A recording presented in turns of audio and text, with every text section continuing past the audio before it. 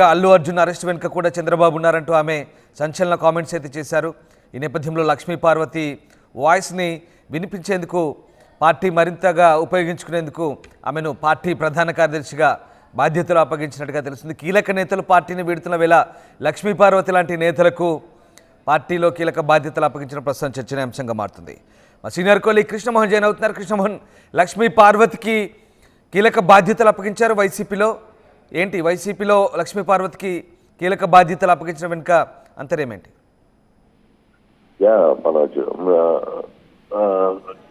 లక్ష్మీ పార్వతి వ్యవహారంలో మొదటి నుంచి కూడా కొంత సాఫ్ట్ కార్నర్లోనే వైసీపీ ఉన్నట్టుగానే మనకి అర్థమవుతుంది. అంటే ఇటీవల కాలంలో పార్టీ నుంచి వైసీపీ నుంచి చాలా మంది సీనియర్ మంత్రులు కావచ్చు, ఎంపీగా పోటీ చేసిన వాళ్ళు కావచ్చు, ఎమ్మెల్యేలుగా కొనసాగిన వాళ్ళు కావచ్చు, వీళ్ళందరూ కూడా పార్టీని వీడి వెళ్తున్నారు.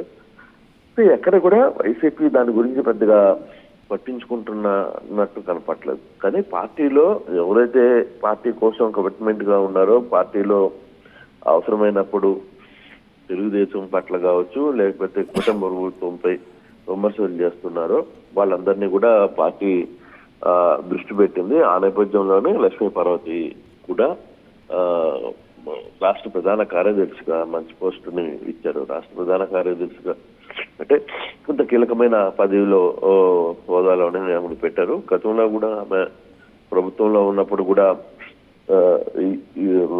గతంలో కూడా ఆమెకు మంచి పదవి ఇచ్చి, ఆమెకి ప్రోటోకాల్ ఇచ్చి ఆమెని జాగ్రత్తగానే ఈ ప్రభుత్వం అయితే ఈ పార్టీ అయితే చూసుకునింది. మరి ఇప్పుడు ఈ వ్యవహారంలో దీని వెనకాల ఏంటి అని అంటే, మీదట రాబోయే రోజుల్లో చంద్రబాబు మీద కావచ్చు, కుటుంబ ప్రభుత్వం మీద కావచ్చు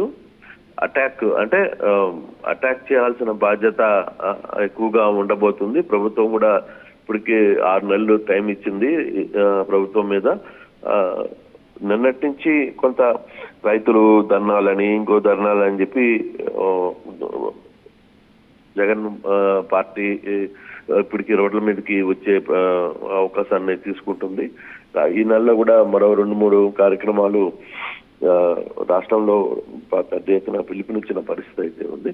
సో ఈ యాంగిల్లోనే ఇంకా సమయం ఇచ్చే పరిస్థితి లేదు. ఒకవైపు జగన్ కూడా జనవరి నెల నుంచి, పండగ తర్వాత నుంచి, కొత్త సంవత్సరంలో పండగ తర్వాత నుంచి పూర్తిగా కూడా అతను కూడా ప్రజల్లో ఉంటాను అని చెప్పి ఆల్రెడీ అందరికి ఇండికేషన్ ఇచ్చిన నేపథ్యంలో కొత్త పదవులు అంటే కీలకంగా మాట్లాడే వ్యక్తులను, లేదు కొంత అగ్రెసివ్ గా ఉండే వ్యక్తులకు కొంత పదవులను కంటపెట్టే ప్రయత్నంలో భాగంగానే ఈ రోజు లక్ష్మీ పార్వతికి కూడా రాష్ట్ర ప్రధాన కార్యదర్శి పదవి దక్కిందనేది చెప్పాలి. రామ్ రైట్. అంటే లక్ష్మీ పార్వతి కీలకంగా ఈ మధ్య తన వాయిస్ వినిపిస్తున్నారు. అలాగే సందర్భం దొరికినప్పుడు అలా కూడా చంద్రబాబుపై విమర్శలు వర్షం గుప్పిస్తున్నారు. ఈ నేపథ్యంలో మరి చంద్రబాబును అలాగే టీడీపీని ఏకరువు పెట్టి విమర్శించే వ్యక్తిగా ఆమెకు గుర్తించి పదవి ఇచ్చినట్ట, ఆ రకంగా లక్ష్మీ పార్వతి వాయిస్ని గట్టిగా వినిపించే క్రమంలోనే ఈ పదవి కట్టబెట్టినట్టు అనుకోవచ్చు.